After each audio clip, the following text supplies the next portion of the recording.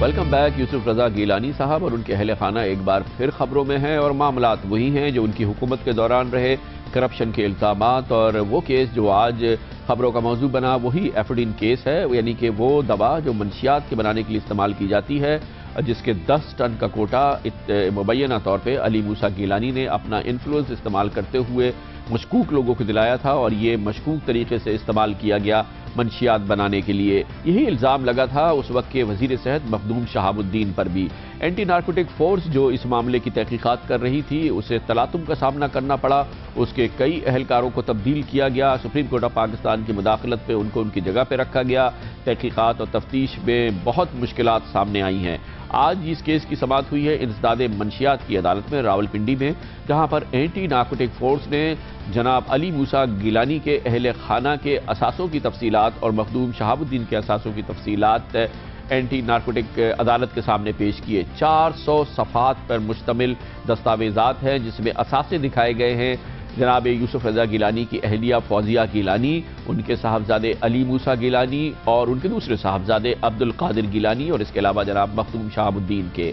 انسداد منشیات کی عدالت اپنے قوانین کے لحاظ سے یہ پوچھنا چاہتی ہے کہ ان اہل خانہ نے یہ اثاثے کس طرح سے بنائے اور ان کے آمدن کے ذرائع کیا ہیں.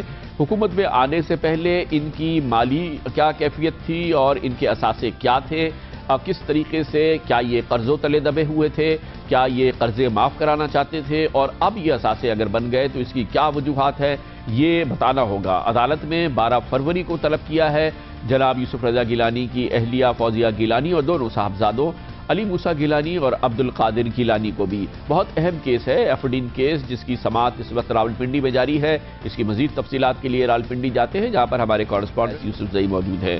بہت شکریہ اویس. یہ بتائیے گا کہ یہ پورے اہل خانہ، جرم تو علی موسیٰ گیلانی نے کیا تھا لیکن ان کی والدہ کو، ان کے بھائی کو بھی اس میں اب شامل کیا گیا ہے اور ان کے اثاثے بھی جو ہے عدالت میں پیش کیے، اور عدالت نے ان لوگوں سے کہا ہے کہ آپ ثابت کریں کہ آپ نے کیسے یہ اثاثے بنائے.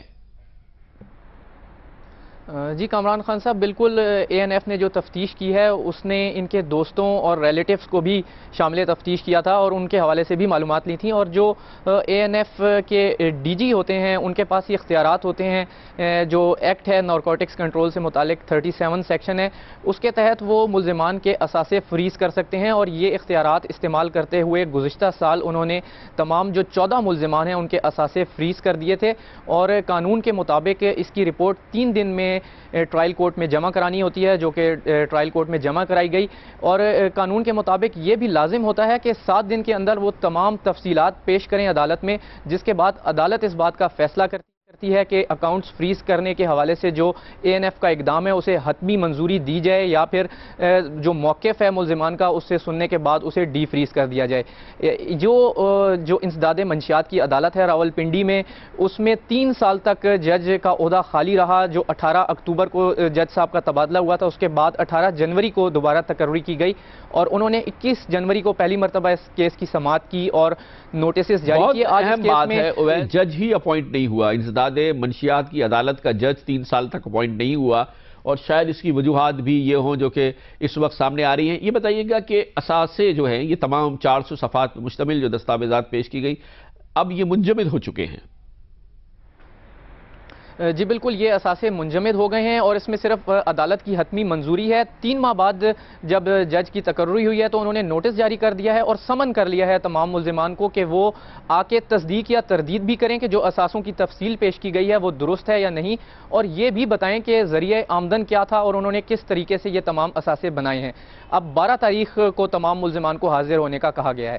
بہت بہت شکریہ اویس. یوسف زئی ہمارے ساتھ تھے. جناب یوسف رضا گیلانی کے اہل خانہ کے لیے مسائل تو ہیں اور اس لیے بھی مسئلہ زیادہ ہے کہ خود جناب یوسف رضا گیلانی جن کے اہل خانہ کے اثاثے اب تقریباً 400 صفحات پر مشتمل ہیں، وہ انکم ٹیکس بھی نہیں دیتے تھے. 1 پیسہ بھی انہوں نے انکم ٹیکس نہیں دیا تھا جب وہ پاکستان کے وزیر اعظم بنے، حتیٰ کہ ان کے پاس نیشنل ٹیکس نمبر بھی نہیں تھا. ان کے اہل خانہ کے ٹیکس ریٹرنز کس حد تک تھے یہ بھی دیکھا جائے گا. اب اس معاملے میں جناب یوسف رضا گیلانی کے جو معاملات پیچھا کر رہے ہیں اس میں ایفیڈین کیس کے علاوہ پاکستان کے قومی اداروں کی تباہی کا معاملہ ایک طرف، متنازع شخصیات کا اور میرٹ کے بالکل خلاف شخصیات کا قومی اداروں میں تعیناتی کا الزام ان پر سب سے اہم ہے۔ توقیر صادق کا کیس چل رہا ہے۔ توقیر صادق کی اپوائنٹمنٹ کی فائنل اتھارٹی جناب یوسف رضا گیلانی تھے، انہوں نے ہی 4 لوگ نام جو ان کے پاس بھیجے گئے تھے ان میں سے ہیرا چنا تھا توقیر صادق، اسے اوگرا کا چیئرمین بنایا تھا، جس نے بعد میں مبینہ طور پہ 40 ارب روپے کی کرپشن کی، اور اب سپریم کورٹ آف پاکستان کے احکامات کے نتیجے میں خیال یہ کیا جا رہا ہے کہ اسے ابوظہبی میں گرفتار کر لیا گیا ہے۔ اس کے علاوہ جناب یوسف رضا گیلانی نے راؤ شکیل کو، جو خود 2 فراڈ کے کیسز میں مطلوب تھا، اسے ڈائریکٹر جنرل حج کی تعیناتی کی، اور جس کے بعد پاکستان کی تاریخ میں حاجیوں کو بڑے پیمانے پہ لوٹ لیا گیا، کرپشن کی ایک بھیانک تاریخ رقم کی گئی۔ اس کے علاوہ جناب یوسف رضا گیلانی نے اپنے دوست عدنان خواجہ کو، جو محض میٹرک پاس تھا، اسے OGDC کا مینیجنگ ڈائریکٹر بنا دیا تھا۔ انہوں نے ایک شخص قرۃ رسول، جو خود فراڈ کے کیسز میں ملوث تھا اور پھر اس نے وزیر اعظم سیکریٹریٹ میں بیٹھ کے 45 کروڑ روپے کا فراڈ کیا، اسے میڈیا ایڈوائزر تعینات کر دیا تھا۔ ذہن سکھیرا ان سے بہت قریب شخصیت ہے، اس کی تصاویر جناب یوسف رضا گیلانی اور ان کے اہل خانہ کے ساتھ موجود ہے۔ یہ شخص بھی جعلی ڈگری یافتہ ہے اور اسے جناب یوسف رضا گیلانی نے اپنے تحت کام کرنے والی IT کی منسٹری کا مشیر مقرر کیا تھا۔ یہ شخص اب حج سکینڈل کیس میں مطلوب بھی ہے۔ کمرشل بریک، اس کے بعد ذکر کریں گے سپریم کورٹ آف پاکستان کو معصومیت میں آج حکام نے بتایا کہ شاہ رخ جتوئی دراصل پاکستان سے ایک پورٹر کو پیسے دے کے دبئی چلا گیا تھا، نہ پاسپورٹ کی ضرورت پڑی، نہ بورڈنگ پاس کی اور نہ کسی ٹکٹ کی۔ دیکھنا یہ ہے کہ سپریم کورٹ کو کیا بتایا جاتا ہے کہ مہا کرپشن کا ملزم توقیر صادق، جو اب ابوظہبی میں گرفتار ہوا ہے، وہ کیسے چلا گیا تھا ملک سے۔ اس کے بارے میں بات کرتے ہیں کمرشل بریک کے بعد۔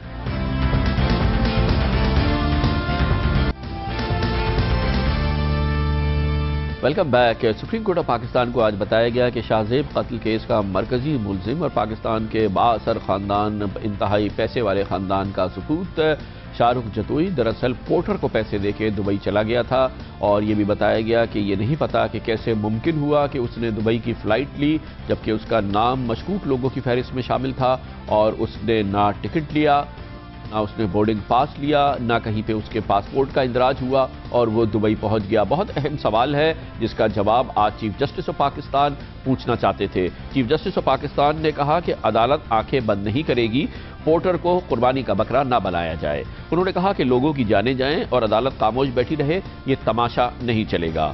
DIG نے تفتیش سب انسپیکٹر پر چھوڑ دی ہے، کوئی غلطی ہوئی تو وہ ذمہ دار ہوں گے۔ چیف جسٹس آف پاکستان نے فرمایا کہ یہ تاثر دور ہونا چاہیے کہ بااثر ملزمان کو سزا نہیں ملتی۔ اللہ کا شکر ہے کہ پاکستان میں قانون اور ادارے موجود ہیں۔ انہوں نے کہا کہ سیر حاصل تحقیقات ہونی چاہیے، شاہ رخ جتوئی کیسے پاکستان سے چلا گیا اور کیسے وہ دبئی پہنچ گیا، اور اس سلسلے میں تفصیلات سپریم کورٹ آف پاکستان کے سامنے لائی جائے۔ اسی دوران یہ اطلاعات آئی ہیں کہ مہا کرپشن اوگرا کرپشن کیس کا مہا ملزم توقیر صادق ابوظہبی میں بالآخر گرفتار ہو گیا ہے۔ الزام توقیر صادق پہ یہ ہے کہ اس نے تقریباً 40 ارب روپے کی کرپشن کی، جس میں سب سے بڑی کرپشن اس کے ناجائز CNG اسٹیشنز الاٹ کرنا تھا، جو اس نے تقریباً 450 لوگوں کو دیے، اور اطلاعات کے مطابق اس کے لیے 1 کروڑ روپے تک کی رشوت بھی دی گئی، مبینہ طور پہ یہ کہا گیا ہے۔ توقیر صادق ابوظہبی میں گرفتار ہو گیا ہے، پاکستان اس کو واپس لایا جا رہا ہے۔ ان دونوں امور پہ شاہ رخ جتوئی اور توقیر صادق دونوں پاکستان سے اڑن چھو ہو گئے، کیسے اڑن چھو ہوئے یہ ہم پوچھیں گے، اور اس کے لیے ہمیں جوائن کر رہے ہیں ہمارے کورسپونڈنٹ، اسپیشل کورسپونڈنٹ سید عارفین۔ بہت بہت شکریہ سید عارفین۔ یہ بتائیے گا کہ اب شاہ رخ جتوئی کے بارے میں ایک کہانی تو سپریم کورٹ آف پاکستان میں پیش کی گئی ہے، اس کے بارے میں بتایا گیا ہے، آپ بتائیے کہ ہمارے پاس کیا معلومات ہے، شاہ رخ جتوئی دراصل کیسے پاکستان سے گیا؟ کامران صاحب، شاہ رخ جتوئی کے حوالے سے مسلسل تحقیقات جاری ہیں، اور اب کچھ نئی ڈیولپمنٹ ہیں جو کہ سامنے آ رہی ہیں، جن کے بارے میں جو تحقیق کرنے والے لوگ ہیں وہ کسی حد تک متفق نظر آتے ہیں۔ ان کا کہنا یہ ہے کہ یہ بات کسی حد تک کنفرم ہو گئی ہے کہ شاہ رخ جتوئی جو ہے وہ کراچی ایئرپورٹ سے ہی فرار ہوا ہے۔ کس طرح سے فرار ہوا ہے اس کے بارے میں متضاد آراء پائی جا رہی ہیں۔ کہا یہ جا رہا ہے کہ وہ تمام جتنے پروٹوکولز ہیں ان کو بائی پاس کیا ہے، اور وہ بائی پاس کر کے کسی اور کے نام کے اوپر اس نے ٹریول کیا ہے، کسی اور کا بورڈنگ پاس حاصل کیا ہے۔ غیر ملکی ایئر لائن ہے جس کے اوپر اس نے سفر کیا ہے، 605 نمبر 605 ہے، 27 دسمبر کو، جو کہ صبح 5:40 کو کراچی ایئرپورٹ سے روانہ ہوئی ہے، اور 6:55 صبح کے وقت وہاں پہ پہنچی ہے۔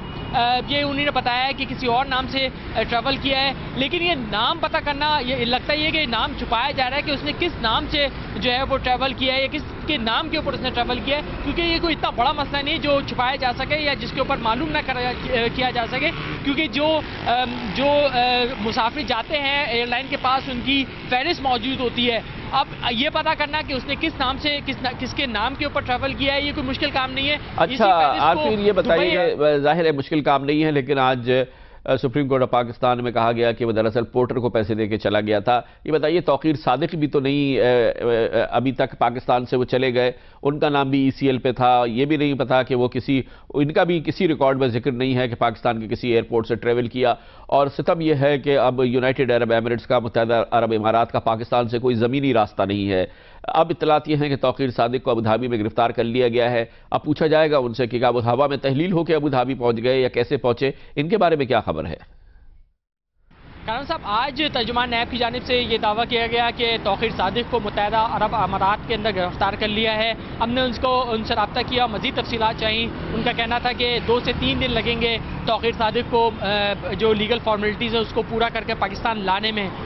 ان کا کہنا تھا کہ اس حوالے سے کچھ چیزیں تھیں جو رہ گئی تھیں، جو کہ انٹرپول کے ساتھ یا دوسری جو وہاں یو اے کی گورنمنٹ ہے یا یو اے کی جو پولیس ہے اس کے ساتھ بات چیت ہو رہی تھی، تو مزید 2 سے 3 دن میں ان کو واپس لایا جا سکتا ہے ملک میں۔ جو ہمارے ذرائع ہیں تاہم ان کا یہ کہنا ہے کہ اب تک جو پاکستان کی ایمبیسی ہے یو اے ای کے اندر، اس کو اس حوالے سے کوئی انفارمیشن یو اے ای کی گورنمنٹ نے فراہم نہیں کی ہے، اور نہ ہی جو انٹرپول ہے اس نے اپنے ہیڈ آفس کو کوئی اس قسم کی اطلاعات فراہم کی ہے کہ توقیر صادق کو گرفتار کر لیا گیا ہے۔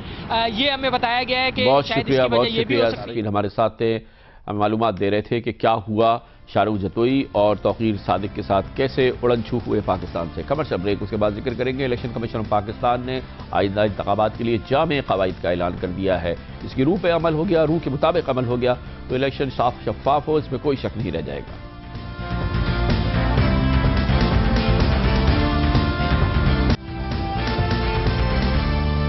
جسٹس ریٹائرڈ فخر الدین جی ابراہیم کی قیادت میں مسلسل مضبوط ہوتے ہوئے الیکشن کمیشن نے آج آئندہ انتخابات کے حوالے سے جامع قواعد بھی جاری کر دیے ہیں۔ ان پر اگر عمل ہو گیا یا عمل کرایا گیا تو یہ اپنی نوعیت کے خصوصی انتخابات ہوں گے پاکستان میں، جنہیں حقیقی معنوں میں صاف اور شفاف انتخابات کہے جائیں گے۔ الیکشن کمیشن آف پاکستان نے آج پابند کیا کہ مخالفین پر تنقید صرف ان کی پالیسیوں اور پچھلی کارکردگی تک محدود ہوگی۔ نجی معاملات پر زبانی حملے نہیں کیے جا سکیں گے، گاڑیوں کی ریلیوں کی اجازت نہیں ہوگی۔ انتخابات میں حصہ لینے والے کسی بھی فرد کی جنس، قومیت، مذہب یا علاقائی تشخص کے خلاف کوئی بات نہیں ہوگی۔ سرکاری اخراجات پر اشتہارات چھپوانے یا سرکاری میڈیا پر کوریج کی پابندی ہوگی۔ یہ بھی کہا گیا ہے کہ صدر، وزیر اعظم، chairman, deputy chairman senate, speaker, deputy speaker assemblies, وفاقی وزراء، وزرائے مملکت، گورنر، وزرائے اعلیٰ، صوبائی وزراء، وزرائے اعلیٰ کے مشیران، دیگر عوامی نمائندے کسی بھی طریقے سے انتخابی مہم میں حصہ نہیں لے سکیں گے۔ یہ شرط نگراں حکومت پر بھی عائد ہوگی۔ حکومتی افسران یا نمائندے انتخابی نتائج پر اثر انداز ہونے کے لیے بھی کسی بھی قسم کی ترقیاتی اسکیم کا اعلان نہیں کر پائیں گے۔ یہ بھی کہا گیا ہے کہ انتخابی مہم کے لیے ہر قسم کی وال چاکنگ پر پابندی ہوگی۔ جلسوں کے علاوہ لاؤڈ اسپیکر کے استعمال کی اجازت نہیں دی جائے گی۔ پوسٹرز، بینرز اور ہورڈنگز مقررہ سائز کے مطابق ہوں گے، جس پر عمل درآمد کی ذمہ داری ضلعی انتظامیہ اور ڈسٹرکٹ ریٹرننگ آفیسر پر ہوگی۔ انتخابی شیڈول کے اعلان کے بعد سیاسی جماعتیں، امیدوار اور ان کے حامی اپنے ترقیاتی منصوبوں کے حوالے سے وعدے یا چندے جاری نہیں کر سکیں گے۔ بہت اہم قوانین ہیں جو الیکشن کمیشن آف پاکستان نے جاری کیے ہیں، اور ان پر عمل ہو جاتا ہے تو پاکستانیوں کا یہ خواب کے صاف، سچے اور بہترین انتخابات ہوں وہ پورا ہو جائے گا۔ اس کے ساتھ ہی ہمارے آج کے پروگرام کا اختتام ہوتا ہے۔ کل آپ سے پھر ملاقات، کل تک کے لیے کامران خان کو اجازت۔ اللہ حافظ ناصر۔